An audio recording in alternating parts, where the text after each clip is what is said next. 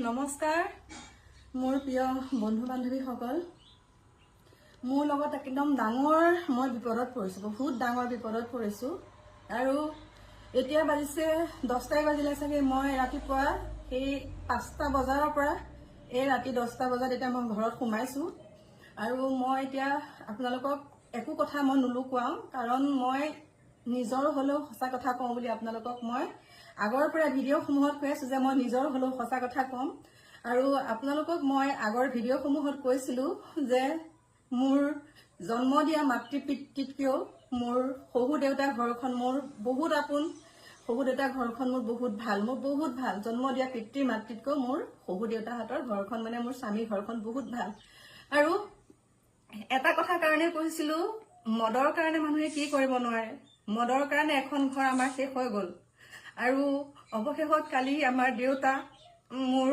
জন্ম দিয়া দেউতা বহুত কষ্ট পাই পেলাই মোৰ ঘৰত আহিছে আৰু মোৰ ঘৰত আহিছে যদি মই জুই জবস্তিকে দেউতাক ৰখাই থলো বোলো দেউতা এইটো অৱস্থাত মই ঘৰলৈ যাব নিদিওঁ আৰু আপোনালোকে দেখা পাইছে মোৰ শাহুমাৰ যেতিয়া মানে কৰম হৈছিলে সেৱা ভাগত মোৰ মা দেউতা আহিছে মোৰ লগত ধুনীয়াকে একদম কথা বতৰা পাতিছে মই ধুনীয়াকে মা দেউতাহঁতক বিদায় দিছো আৰু আপোনালোকে জানে মোৰ ভাইটি লখিমপুৰত থাকে কিন্তু তাতো বহুত ঘটনা কৰি পেলাই মোৰ বোৱাৰীজনী বহুত ভাল মোৰ দুইজনী বোৱাৰী ভাল মানে আমাৰ দুইজনী বোৱাৰী বহুত ভাল কিন্তু ডাঙৰটোতো ঢুকাই গ'ল সৰুটোৱে মা দেউতাৰ ওপৰত ইমানেই নিৰ্যাতন চলাই মাজতে মেডিকেলত মই বহুত টকা খৰচ কৰি মেডিকেলৰ পৰা তাক ঠিক কৰি আনিলো মই ভাবিছো অন্ততঃ মা দেউতাৰ শুশ্ৰূষাখিনি কৰিব পাৰিব যিহেতুকে ময়ো বিয়া দিয়া ছোৱালী মই তেনেকে মা দেউতাৰ লগত থাকিব নোৱাৰো সেইকাৰণে তাক সুস্থ কৰি আনি পেলাই মই ঘৰত মা দেউতাৰ লগত মানে ঘৰত ৰখালো তাৰপিছতে অলপ দিন মা দেউতাৰ লগত ভালে থাকিলে তাৰপিছত দেউতাৰ একাউণ্টৰ পৰা বহুত টকা উলিয়াই পেলাই দেউতাহঁতে গাড়ী কিনি দিলে বাইক কিনি দিলে ঘৰত ৰং চং মানে একে সকলোখিনি কৰি দেউতাহঁতৰ একাউণ্ট একেবাৰে খালী কৰি দিলে আৰু মাহঁতৰ লগত দেউতাহঁতৰ লগত ইমানেই অত্যাচাৰ কৰিলে যেতিয়া মই মালে ফোন মাৰো মাৰ ফোনটো ইনকামিং নাপাওঁ দেউতালে ফোন মাৰো দেউতাৰ ফোনটো ছুইচ অফ তাৰপিছত আৰু এটা নম্বৰ আছে মই সেই নম্বৰটোত মাৰো মানে তাৰ নাম্বাৰটোত মাৰো সেই নাম্বাৰটো মানে মই মাক উলিয়াই দিয়ে সেই নাম্বাৰটোত মই মাৰো তেতিয়া ভাইটিয়ে ধৰে ফোন ভাইটি বুলি ক'বলৈ ঘিণ লাগিছে মোৰ ঘিণ লাগিছে তাৰপিছতে মই কওঁ মাক দে তাৰপিছত মায়ে মোৰ লগত কথা পাতে কিন্তু মায়ে মোক ইমান কথা নকয় দেউতাইও নকয় মায়েও নকয় কাৰণ মা দেউতাক যেন তাত ডমিনেট কৰি ৰাখি পেলাই যেন ফোনটো কৰাৰ সময়ত মানে বহুত দাবী ধমকি চাগে দি ৰাখে মায়ে কিন্তু কয় এজনী মই ভালে আছো আৰু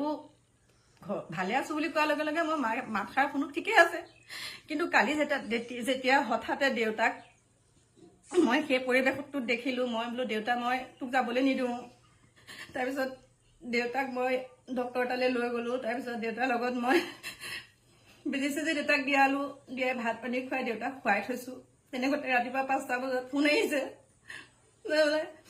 মা নাই মোৰ বান্ধৱী এজনীয়ে ফোন কৰিছে তাৰপিছতে মই কি কৰিম নিৰুপায় মোৰ মা ঢুকোৱা আজি মোৰ নিজৰ শাহুমা ঢুকোৱা আজি এমাহে হোৱা নাই তাৰপিছতে মই কি কৰিম দেউতাকো চিঞৰিছো তাৰপিছত দেউতাটো শুয়ে আছে তাৰপিছত এওঁক মই কাণে কাণে কলো বোলো শুনিছা মা বোলে নাই ঢুকালে তাৰপিছত মই দেউতাকো ওচৰলৈ দৌৰিছো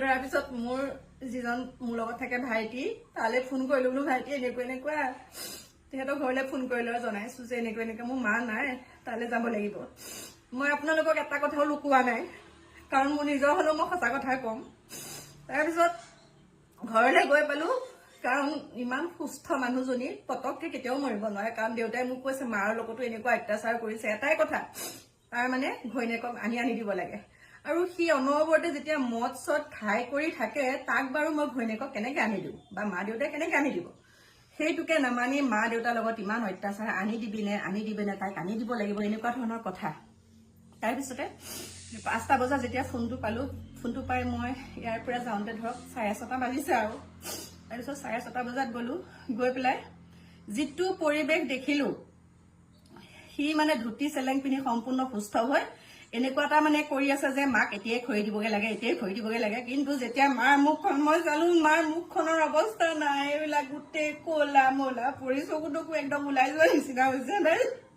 মই এটা কাৰণে দেৰিকে ভিডিঅ'টো দিছো, মই ফোনেই নিবলৈ পাহৰিলো। আৰু যিটো ফোন লৈ গৈছো মোৰ অকণো চাৰ্জে নাই, মই মানে ইমান মানসিকভাৱে ভাগি পৰিছো মই। তাৰপিছত মই কি কৰিম, তাত পৰিয়ালৰ মানুহ গোট খাইছে, গাঁৱৰ মানুহ গোট খাইছে যে তাক এইবিলাক কাৰণতে তেজপুত্ৰ কৰি ৰাখিছিলে। তাৰপিছত পুলিচত খবৰ দিয়া হ'ল, পলাইছিলে। তাৰপিছত পুলিচ আহিলে, মানে আমি একদম ডাইৰেক্ট ধৰিছো সিয়ে কৰিব লাগিব, কাৰণ মা বহুত ভাল আছিলে। তাৰপিছতে সকলোখিনি মই গাঁৱৰ মানুহৰ লগত আলোচনা কৰিলো। তাৰপিছতে পুলিচক খবৰ দিলো, পুলিচক খবৰ দিয়াৰ লগে লগে তাক নিলে। আৰু মইতো একদম মানে ডাইৰেক্ট শেষ কৰি দিব দিছো, মোৰ একো নাই, মই এনেকুৱা ভাতৃ মোৰ হ'ব নোৱাৰে। গতিকে সেই ঘৰখনত কোনো থকাও নাই, এতিয়া কোনো থাকিব পৰা পৰিৱেশেই নাই। এতিয়া মই দেউতাক লগতে লৈ আহিলো। তাৰপিছত পুলিচত তালৈ নিলে, নিয়াৰ পিছত এতিয়া লাষ্টটো তাত সৎকাৰ কৰিব নোৱাৰো, এইটো আকৌ পোষ্টমৰ্টম কৰিব লাগিব। আকৌ মই তাৰ পৰা পোষ্টমৰ্টম কৰিবৰ কাৰণে লৈ আহিলো। আহি পেলাই পুলিচৰ লগত আহি আমাৰ নগাঁও মেডিকেল কলেজত ৰখালো। তাৰপিছত তাত তেওঁলোকে ৰখি ৰখি ৰখি ৰখি কৈছে যে এতিয়া আজি পোষ্টমৰ্টম নহয়, মানে কাইলৈ হ'ব, মানে সোমবাৰে মঙলবাৰে, আৰু মাক তাতে সৎকাৰ কৰিম আৰু মই, কাৰণ ইয়াত কোনো নায়েই, এইটো ঘৰত কোনোৱে নাই। তাৰপিছত আৰু বোৱাৰীকেইজনীলৈ খবৰ দিছো, সিহঁত আহি আছে বাৰু কাইলৈ। তাৰপিছত দেউতা হৈছে একেবাৰে অসুস্থ, ভৰিটোৰ পৰা তেজ ওলায়ে থাকে। আৰু সেয়া এতিয়া গা পা ধুৱাই মানে এতিয়া বেণ্ডেজ কৰি পেলাই দেউতাক মই ৰেষ্ট ল'ব দিছো। তাৰপিছতে মই দেউতাই ধুনীয়াকৈ কেছ দিলে, দি পেলাই এই মাত্ৰ কেছ দি ঘৰ পাইছোহি। আৰু কাইলৈ ৰাতিপুৱা 11টা বজাত আকৌ মই মেডিকেল যাব লাগিব, মাৰ পোষ্টমৰ্টম কৰি কাইলৈ মাক সৎকাৰ কৰিম।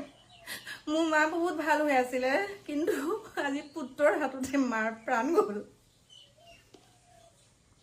আৰু এই কথাখিনি মই এটা কাৰণে কৈছো, তাত মিডিয়া মানুহ গৈছে, আপোনালোকে গমেই পাব কথাখিনি। মিডিয়া মানুহ যিহেতুকে গৈছে, আৰু মই এইবিলাক কথা কেলে লুকুৱাম, মোৰ নিজৰ হলেও মই আগৰ পৰা সঁচা কথা কৈ আহিছো। সেইকাৰণে আপোনালোকক অৱগত কৰিলো। বহুতে সুধি আছিলে কি হ'ল আপোনাৰ মাকক কোনে হত্যা কৰিলে। গতিকে মই কৈছো মোৰ মাৰ নিজৰ পুত্ৰৰ হাততে প্ৰাণ গ'ল, আৰু সেইটো মই কিয় লুকুৱাম, পাপ কথা। গতিকে আপোনালোকক জনালো। আৰু আমাৰ মাক এইটো ঘটনা কৰাৰ পিছত আৰু মানুহ তাত দেখিছো নিজৰ পুত্ৰৰ হাতত প্ৰাণ যোৱা আৰু দেখিছো। আৰু প্লিজ একদম মাদক দ্ৰব্য হওক, কিবা বেয়া বস্তু হওক, এইবিলাক খোৱা একদম বন্ধ কৰিব লাগে, এইটো চৰকাৰে বন্ধ কৰি দিব লাগে। এইবিলাক কৰি কৰিয়ে শেষ হৈ গ'ল আমাৰ ঘৰখন। এতিয়া দেউতাক লৈ আহিছো, দেউতাৰ অৱস্থা একেবাৰে ভাল নহয়, একেবাৰে ভাল নহয়। মোৰ কেনেকুৱা কি পৰিস্থিতি এইটো মই জানো। আহি গোটেই কাপোৰ চাপোৰ ইয়াত ধুই এতিয়া মেলিবলৈ পৰা অৱস্থাতেই নাই, মই মানে মেলিব পৰা নাই। আৰু আপোনালোকে চাগে ভাবিছে এই কথাখিনি কেলে কৈছে। আচলতে এই কথাখিনি বহুতে জানিব বিচাৰি আছিলে। তাত মিডিয়া মানুহে মোক সুধিছে যে বাইদেউ ব্ৰাইট কিয়, বোলো মই এতিয়া দিব পৰা অৱস্থাত নাই, কাৰণ গোটেইখিনি হেণ্ডেল মই কৰিব লগা হৈছে তাত। আৰু পৰিয়ালৰ মানুহ আছে, আৰু মোৰ নিজৰ বৰ্তা ল'ৰাহঁতো আছে। গতিকে মই এই ভিডিঅ'টোৰ যোগেদি কৈছো, সকলোৱে মোক তাত মাৰ যাতে শেষ মানে নিয়ম নীতি যিখিনি হয় মই তাতে কৰিম, মূল ঘৰতে কৰিম। যিহেতুকে মাৰ বহুত আগা থাকিলে, মৃত্যুৰ সময়ত মায়ে পানী এটোপাও খাব নাপালে। মোৰ সেইটোৱে বহুত দুখ, বহুত কষ্ট পাইছো মই, বহুত কষ্ট পাইছো মই। গতিকে মই আপোনালোকক এই কথাখিনি, মোৰ মনৰ কথাখিনি জনালো, কাৰণ নজনালে মোৰ অন্তৰখন খুলি মেলি আছে, মানে মই ক'বই লাগিব। সেইকাৰণে মই আপোনালোকক ক'লো। আচলতে মোৰ মাৰ মৃত্যু এনেকেই হ'ল, নিজৰ পুত্ৰৰ হাততেই হ'ল। গতিকে মদেই শেষ কৰি দিলে। আৰু দেউতা মোৰ লগতে আছে, ধুনীয়াকে দেউতাক তলতে বিচনা কৰি দেউতাক অকণমান ৰেষ্ট ল'ব দিছো। মই সেইকাৰণে ৰুমৰ পৰা কৈছো, আৰু মোৰ বেমাৰী মানুহ, মই তলত বহিব নোৱাৰো। মোৰ লগত মোৰ ডিকুৰ দেউতাক আৰু মোৰ ডিকুৰ মানে মাক আৰু ডিকু দেহা আৰু ভাইটি, আমি কেইজনী গৈছিলো। আৰু বাকী কি ক'ম আপোনালোকক, সকলোখিনি জনাই আছো। মোৰ মানে কি কথা ওলাইছে মুখৰ পৰা মই ক'ব নোৱাৰো, কাৰণ মায়ে ঘৰত ৰং কৰি আছিলে। মোক আমাৰ মাৰ মানে সকামত আহোঁতে কৈছে, আইজনী ঘৰটো কমপ্লিট হলে, ৰং কৰি হলে তই যাবি। কিন্তু মই আজি গৈ দেখিলোগে মাৰ সেই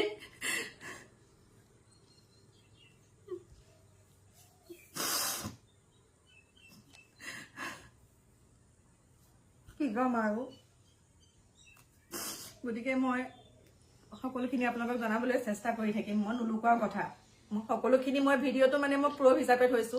আৰু একাউণ্টত, মাৰ একাউণ্টত, দেউতাৰ একাউণ্টত 0 ইমানেই লাখ লাখ পইচা লৈ গ'ল, 0 মানে। এতিয়া মা দেউতাৰ সম্পূৰ্ণ দায়িত্ব মই ল'ব লাগিব, সেইটোৱে কথা আপোনালোকক জনালো।